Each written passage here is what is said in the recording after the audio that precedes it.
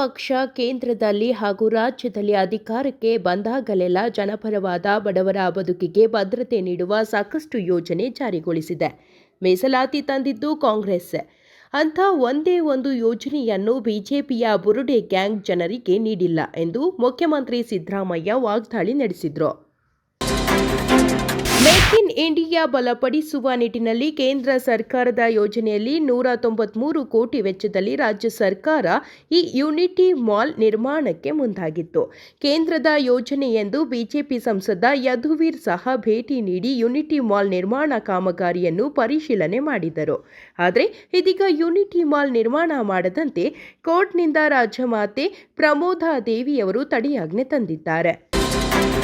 ಪ್ರಸಕ್ತ 2025ನೇ ವರ್ಷದಲ್ಲಿ ರಾಜ್ಯಾದ್ಯಂತ ಆರ್ಎಸ್ಎಸ್ನಿಂದ ಒಟ್ಟು 518 ಸ್ಥಳಗಳಲ್ಲಿ ರಾಷ್ಟ್ರೀಯ ಪಥಸಂಚಲನ ಕಾರ್ಯಕ್ರಮ ನಡೆದಿದ್ದು 1.44 ಲಕ್ಷ ಮಂದಿ ಪಥಸಂಚಲನದಲ್ಲಿ ಭಾಗವಹಿಸಿದ್ದಾರೆ.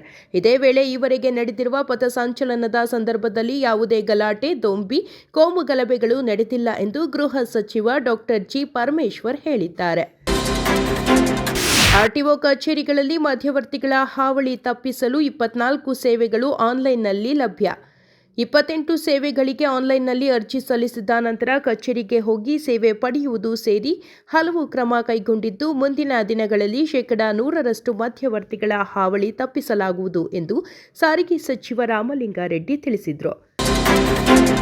ಉತ್ತರ ಕರ್ನಾಟಕ ಅಭಿವೃದ್ಧಿ ವಿಚಾರದಲ್ಲಿ ರಾಜ್ಯ ಕಾಂಗ್ರೆಸ್ ಸರ್ಕಾರ ಹಿಂದೇಟು ಹಾಕುತ್ತಿದೆ. ಕಳೆದ 2.5 ವರ್ಷಗಳಲ್ಲಿ ಉತ್ತರ ಕರ್ನಾಟಕದ ಅಭಿವೃದ್ಧಿ ಬಗ್ಗೆ ದಿವ್ಯ ನಿರ್ಲಕ್ಷ್ಯ ತಳೆದಿದೆ ಎಂದು ಬಿಜೆಪಿ ಶಾಸಕ ಬಿವೈ ವಿಜಯೇಂದ್ರ ರಾಜ್ಯ ಸರ್ಕಾರವನ್ನು ತರಾಟೆಗೆ ತೆಗೆದುಕೊಂಡರು.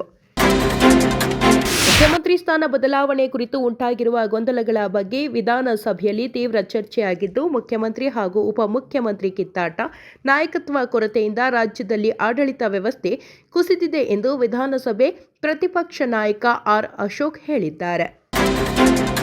ಪಶ್ಚಿಮ ಬಂಗಾಳದಲ್ಲಿ ಆಡಳಿತಾರೂಢ ತೃಣಮೂಲ ಕಾಂಗ್ರೆಸ್ ಪಕ್ಷದಿಂದ ಅಮಾನತುಗೊಂಡಿರುವ ಶಾಸಕ ಹುಮಾಯುನ್ ಕಬೀರ್, ನಾನು ಬಂಗಾಳದ ಅಸಾದುದ್ದೀನ್ ಓವೈಸಿ ತೃಣಮೂಲ ಕಾಂಗ್ರೆಸ್ ಪಕ್ಷದ ಮುಸ್ಲಿಂ ಮತ ಬ್ಯಾಂಕ್ ನಾಶಕ್ಕೆ ಪಣ ತೊಟ್ಟಿದ್ದೇನೆ ಎಂದು ಗುಡುಗಿದ್ದಾರೆ. H-1B ವೀಸಾ ಆಕಾಂಕ್ಷಿಗಳ ಸಾಮಾಜಿಕ ಮಾಧ್ಯಮ ಖಾತೆಗಳನ್ನು ಪರಿಶೀಲಿಸಲು ಮುಂದಾಗಿರುವ ಅಮೆರಿಕದ ಟ್ರಂಪ್ ಸರ್ಕಾರ ಅದಕ್ಕಾಗಿ ಈಗಾಗಲೇ ನಿಗದಿಯಾಗಿದ್ದ ಭಾರತೀಯರ ಸಂದರ್ಶನವನ್ನು ಇದ್ದಕ್ಕಿದ್ದಂತೆ ರದ್ದು ಮಾಡಿದೆ.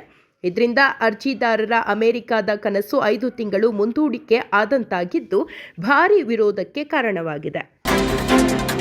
ಬೆಂಗಳೂರಿನ ಚಿನ್ನಸ್ವಾಮಿ ಕ್ರೀಡಾಂಗಣದಲ್ಲಿ ಕಾಲ್ತುಳಿತ ಕಾರಣ ಸ್ಥಗಿತಗೊಂಡಿದ್ದ ಐಪಿಎಲ್ ಹಾಗೂ ಇತರ ಕ್ರಿಕೆಟ್ ಪಂದ್ಯಾವಳಿಗಳಿಗೆ ಅನುಮತಿ ನೀಡುವ ಬಗ್ಗೆ ಇಂದು ನಡೆಯಲಿರುವ ಸಚಿವ ಸಂಪುಟ ಸಭೆಯಲ್ಲಿ ಚರ್ಚಿಸಿ ತೀರ್ಮಾನ ಕೈಗೊಳ್ಳಲಾಗುವುದು ಎಂದು ಉಪಮುಖ್ಯಮಂತ್ರಿ ಡಿಕೆ ಶಿವಕುಮಾರ್ ತಿಳಿಸಿದ್ದಾರೆ. ಚಾಲೆಂಜಿಂಗ್ ಸ್ಟಾರ್ ದರ್ಶನ್ ನಟನೆಯ ಬಹುನಿರೀಕ್ಷಿತ ಡೆವಿಲ್ ಚಿತ್ರ ಇಂದು ರಾಜ್ಯಾದ್ಯಂತ 300ಕ್ಕೂ ಅಧಿಕ ಥಿಯೇಟರ್ಗಳಲ್ಲಿ ಬಿಡುಗಡೆಯಾಗಿದ್ದು, ಬೆಳಗ್ಗೆಯಿಂದಲೇ ಎಲ್ಲೆಡೆ ಅಭಿಮಾನಿಗಳ ಸಂಭ್ರಮಾಚರಣೆ ಮುಗಿಲು ಮುಟ್ಟಿದೆ. ಇಂದು ಬೆಳಗ್ಗೆ 6 ಗಂಟೆಯಿಂದಲೇ ವಿಶೇಷ ಪ್ರದರ್ಶನ ಶುರುವಾಗಿದೆ.